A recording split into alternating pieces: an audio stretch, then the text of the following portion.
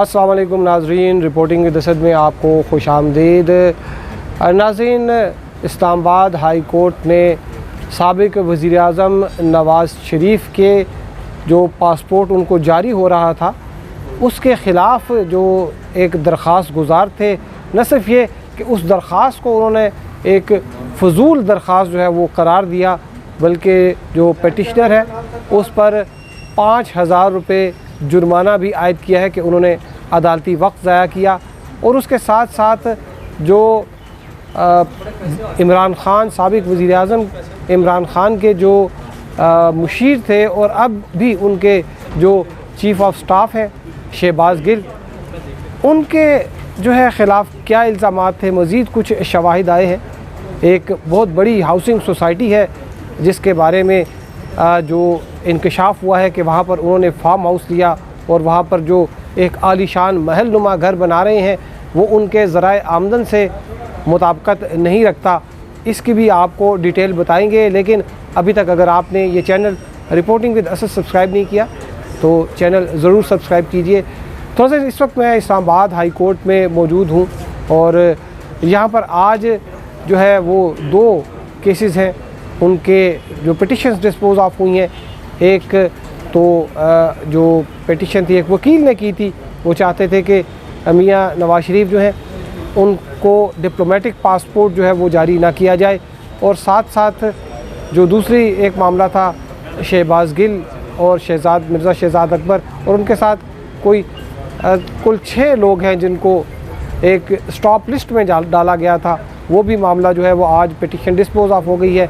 तो शुरू करते हैं। जो पहला केस था मियां नवाज़ शरीफ का, वो एक वकील हैं, एक गैर मारूफ वकील है। उन्होंने पिटिशन की इस्लामाबाद हाई कोर्ट में, और ये पिटिशन जो कि ये गुज़िश्ता हफ्ते उन्होंने फ़ाइल की थी और बड़ी जल्दी में वो लग रहे थे और वो चाह रहे थे कि जिस दिन उन्होंने पिटिशन फाइल की उसी दिन उनका जो है वो केस सुना जाए। और बहुत एक्टिवली कभी इधर जाते थे, कभी दूसरे ऑफिस जाते थे, लेकिन उनको ये कहा गया कि इस मामले में कोई अर्जेंसी नहीं है और सोमवार के दिन इसकी जो है वो समाअत होगी। तो आज जब समाअत हुई है तो उसके बाद इस्लामाबाद हाई कोर्ट ने उसके ऊपर शुरू में उसको वेट फॉर ऑर्डर रखा, और उसके बाद जो है वो अदालती जो फ़ैसला आया है उसमें ये जो है चीज़ जो है वो अदालत ने ऑब्ज़र्वेशन दी है कि जो दरख्वास्त गुज़ार हैं उन्होंने कोई ऐसा एविडेंस जो है वो अदालती रिकॉर्ड पर नहीं लाए जिससे वो ये साबित करें कि जो ये डिप्लोमेटिक पासपोर्ट मियां नवाज़ शरीफ को जारी किया जा रहा है क्या ये कानून के ख़िलाफ़ है। और ऐसी भी जो उन्होंने कोई चीज़ें या कोई अदालती कोई नज़ीर जो है वो पेश नहीं की जिससे अपनी वो जो पिटिशन है उसको सब्सटेंशिएट कर सकें कि नवाज़ शरीफ को पासपोर्ट जारी ना किया जाए। मियां नवाज़ शरीफ जो है वो यहाँ से 2019 में जो है वो इलाज के लिए बाहर, उनको कोर्ट ने इजाज़त दी थी कि वो अपना इलाज मुआवजा बाहर करें, तो वो वापस नहीं आए थे। और उसके बाद जो है वो अदालत में एक प्रोसीडिंग चलती रही और उसके तोशाखाना केस में भी उनके ख़िलाफ़ एक जो है वो रेफरेंस चलता रहा, तो उनको प्रोक्लेम्ड ऑफेंडर जो है वो करार दिया था अदालत ने। और इसके बाद जो है वो जो साबिक़ हुकूमत है इसने कुछ बरतानवी हुकूमत को ख़त लिखे कि उनको जो है वो वापस जो है वो डिपोर्ट किया जाए, लेकिन इनके जो पीटीआई गवर्नमेंट है इनके जो रिक्वेस्ट है उसको रद्द कर दिया जो बरतानवी होम मिनिस्ट्री है। बहरहाल अभी ये जो जिस तरह से आपने देखा होगा कि पॉलिटिकल सिचुएशन जो है वो तब्दील हो गई है, तो ये बात जो है वो कुछ अखबारी इतलात थी कि मियां नवाज़ शरीफ जो है वो वापस आ रहे हैं और उनको पासपोर्ट जो है वो जारी किया जा रहा है। अदालत ने अपने जो फ़ैसले में ये बात जो है वो लिखी है कि जो एब्सकॉन्डर हैं उनको जो सरेंडर का तरीक़ाकार है वो आइन में और कानून में वो दर्ज है। इसके साथ साथ ताहम अगरचे वो जो अदालती आर्डर है उसमें ये बात नहीं है, लेकिन एक अदालती नज़ीर है कि किस तरीके से जो साबिक़ जो चीफ़ ऑफ आर्मी स्टाफ थे रिटायर्ड जनरल परवेज़ मुशर्रफ वो भी कन्विक्ट थे, लेकिन उनको सुप्रीम कोर्ट ने उनको जो है वो जब पासपोर्ट जो है वो एक्सपायर हो गया तो सुप्रीम कोर्ट ने उनको नए पासपोर्ट के लिए दिलाने के लिए बाकायदा हुक्म भी जारी किया था।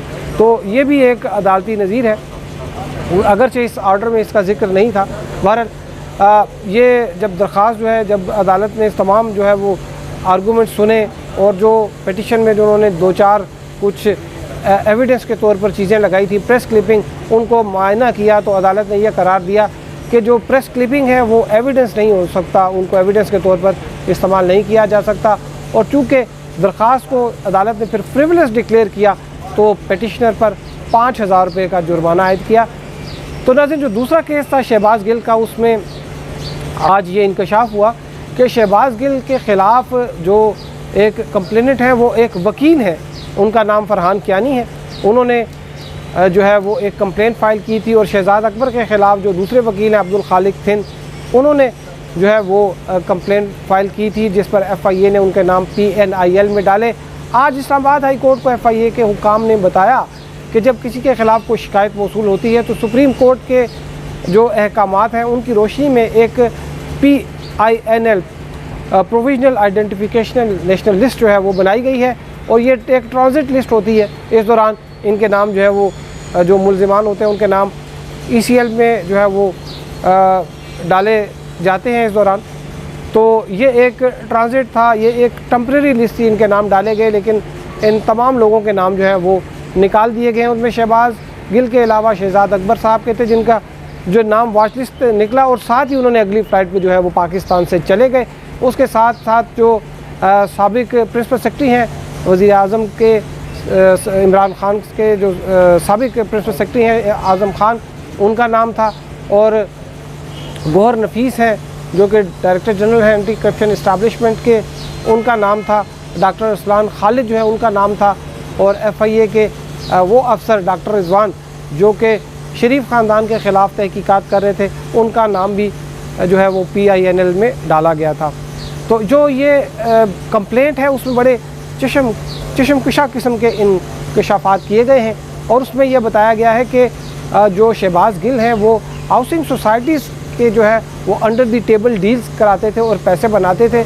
उसमें एक बहुत बड़ी जो इस्लामाबाद की हाउसिंग सोसाइटी है, इंटेलिजेंस ब्यूरो के जो एम्प्लॉइज़ की हाउसिंग सोसाइटी है, उसका जिक्र किया गया कि वहाँ पर एक फार्म हाउस जो है वो बना रहे हैं। वहाँ पर इन्होंने जो एक कम अज़ कम वो 4 और 8 कनाल के वो फार्म हाउसेस हैं जो कि करोड़ों रुपए में, तकरीबन 8 से 10 करोड़ रुपए उनकी कीमत है, और वहाँ पर एक बड़ा आलीशान महलनुमा जो है वो घर बना रहे हैं।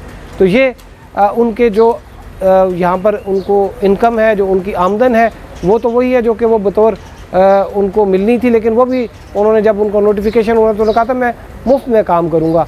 तो उनकी एक तो जो ग़ालिबन अमेरिका की यूनिवर्सिटी है उनसे उनको तनख्वाह आती है, लेकिन वो भी इतनी नहीं है कि वो यहाँ पर 30-40 करोड़ रुपए की जो है वो इस किस्म की एक प्रॉपर्टी जो है वो बनाए।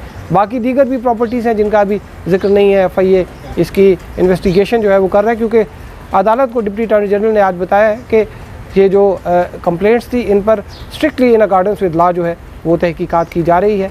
इसकी मज़ीद जो तफसीलात आएंगी आपसे शेयर करेंगे। अब तक के लिए इतना ही। हमारे साथ रहने का शुक्रिया। अल्लाह हाफ़िज़।